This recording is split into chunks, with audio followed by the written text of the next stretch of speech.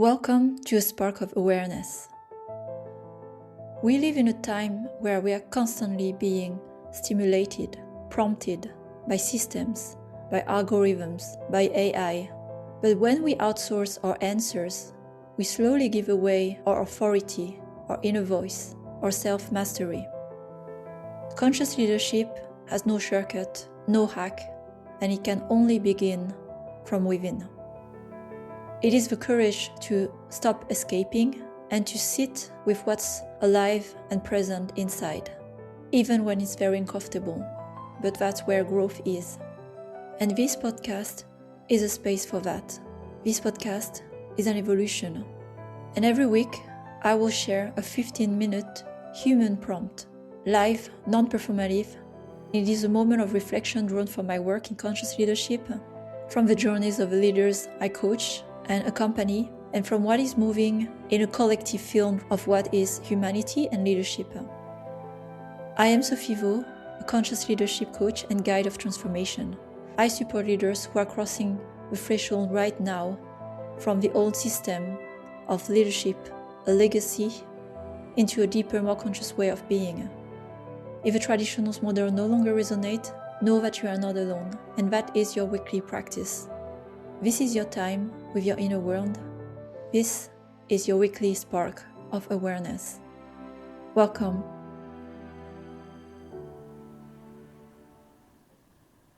So welcome to a new episode of A Spark of Awareness. This episode will be a bit different because today I am recording from Eagle River in Wisconsin, in the US. And we're just reaching the end of our very first Orin retreat that happened in the US, co-led by my dear friend and partner Devon Wieland, who was also a former participant at the Orin retreats last year in Portugal. And I'm reflecting on all of it as it's still very fresh. And as I spoke about consistency in the past, even when you're on the move, even when you're busy, you still show up for what you need to do. And here I am showing up then for my weekly podcast recording and reflection. I want to share today in this coaching episode is about the feminine, the polarity between the feminine and the masculine leadership. Because this is a theme that has been very present this weekend with the beautiful women who trusted Orin, the work of transformation we do, and who said yes to come for a few days to Eagle River. And I must say quite an unconventional retreat combining ice driving on a lake, a frozen lake, wellness, cacao ceremony, sound bath, all of the world and mysteries that we have as women all brought together at this retreat. And those women who said yes, they are also leaders, have worked in very male-dominated spaces. And I think that's the story for many women in leadership, where we have mastered the mask of leading in our businesses, in companies, in a masculine way. And when I say masculine way, I don't mean in a negative way, but it's a fact. How have we learned to lead? It's coming from masculine models.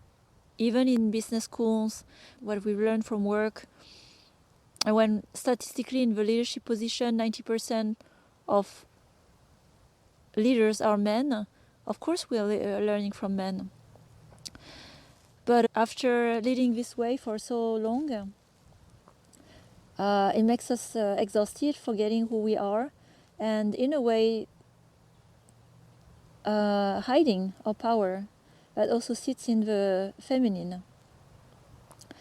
And so that's my invitation today to reflect on those topics, because each time I talk about feminine and masculine leadership, there's quite a lot of reaction and trigger, which I find it interesting, because when people are triggered, it shows that there's more something to examine, that actually something is wrong. And what I mean in the masculine and feminine, in masculine, what we see usually in those traits, and it's more in terms of energy, it's structure, boundaries, control.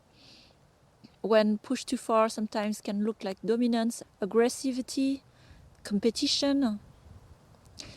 And the feminine is almost non-existent in leadership, which is more flow, intuition, emotional attunement.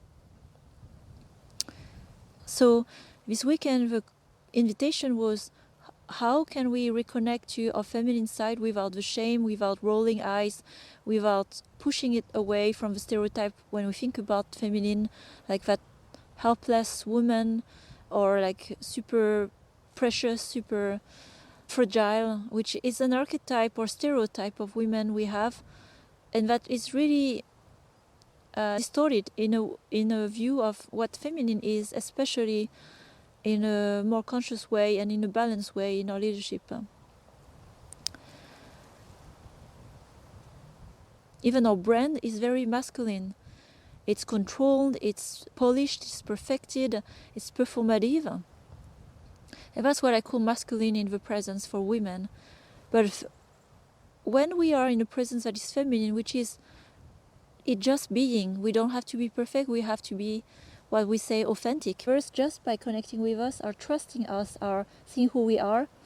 And this is such a different way of leading. It's so effective in building trust, where you don't have to share a manifesto of 50 pages to tell who you are, but just by a look, just by sometimes, a presence, listening. Someone can trust you like this. And that's also how I get my clients. It's this presence. So I think for women we have quite a lot to develop in the leadership, to learn how to lead in a feminine presence. And that would also be my invitation for men to try to explore from that space how to lead with more presence. And then when it comes to running the business, I find this is interestingly the opposite for women. They are too much in their feminine, which is unstructured, the flow, intuition. So the women I work with building their businesses, they are, it's very intuitive, and actually building a business is masculine. You need to be structured, you need to have a method, you need to build steps, you need to have boundaries, quite strong boundaries. And I find it quite interesting that in the way we lead today as women, it's reversed. We are masculine in presence, and we are feminine, like the unstructured feminine, in how we operate the business. So that's the invitation to reintegrate in the right places of our life. Where can we be more connected with our intuition, with our soul, with our femininity, our presence, to actually this to be a leadership value and a business benefit. And how can we learn more to be also connected to our masculine in the places that are required, where sometimes we think only men can do it, where we require discipline, again, boundaries, and building the business.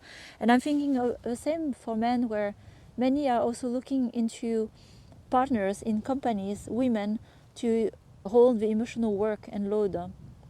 But women, especially managers in corporate levels, also, how about also men to connect a bit more to their feminine side of the leadership, to be able to know how to listen, to be in presence, to have empathy with their team, with their colleagues, with their boss, instead of outsourcing it to women. So we have so much more to learn from each other, but also to balance in ourselves, where instead of looking for the answers outside, how can we cultivate the parts that we miss?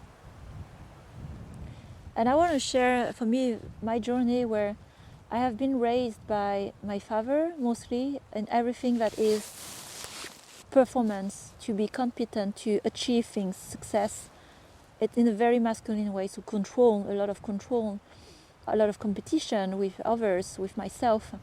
And I have run, I would say, probably in my 31st years of my life like this, and I felt so exhausted. And I remember as well, I was not comfortable in being in spaces with women, like dreading to work a bit with women, and I was so comfortable to work only with men. for such a long time.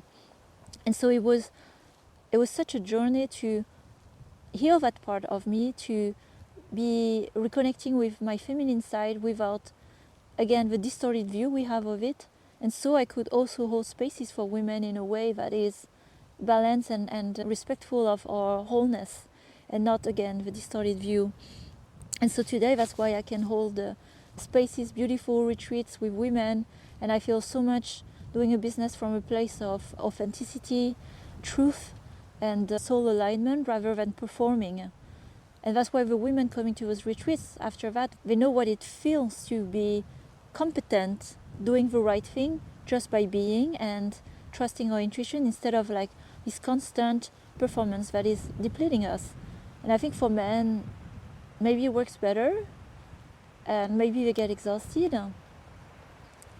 But I see this shifting as well also for men, looking for spaces where they can learn how to be safe just by being and sharing. And it's not in women's spaces. I believe that men also should have men's spaces in their own way, in the men's way. And I'm really inviting for men feeling inspired, listening to this episode, to start to build those spaces for men and serving themselves, and sharing with other men, which is very healing. So some reflection here on how can you connect with the part of your missing polarity. First of all, where are you more developed? Can you identify where you're more developed? Are you more on the control, structure? You might be in the masculine, it's like always in performance. Like push, force. You have very weak boundaries. You may be sitting too much in the feminine and you need your own structure. And so just having the awareness of that, you can already focus on how can I rebalance it. And the key here is not to try to balance it with others. Of course, you can learn from others and role models of good representation of masculine and feminine. So if you are too much on the feminine, how can you build more discipline in your life? How can you develop your boundaries?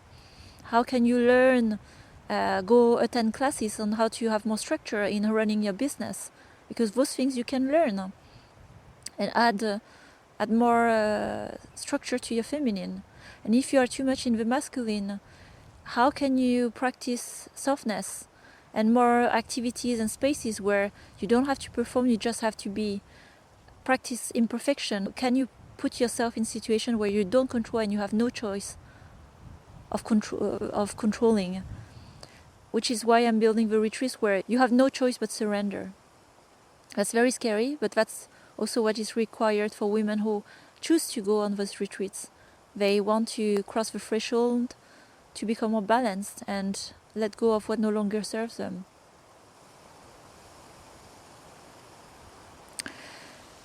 I'm inviting you to close your eyes and join me for this short grounded meditation. Maybe you can hear the wind in the background and the moves of the leaves, the trees,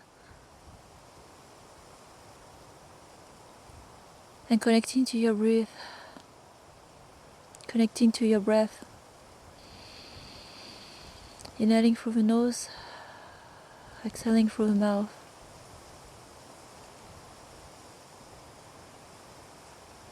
And just continue to breathe and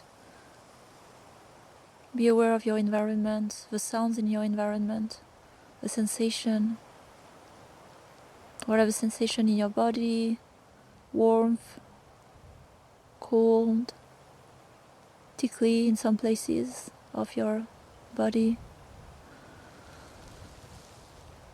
Whatever sound surrounding you, what is the space?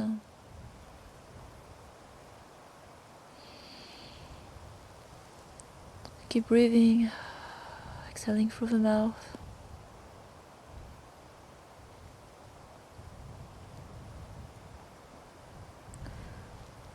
And let's do together one normal breathing, inhaling through the nose, exhaling through the mouth. And have a deep inhale through the nose and hold it for 5, 4, 3, 2, 1. And exhale and release through the mouth.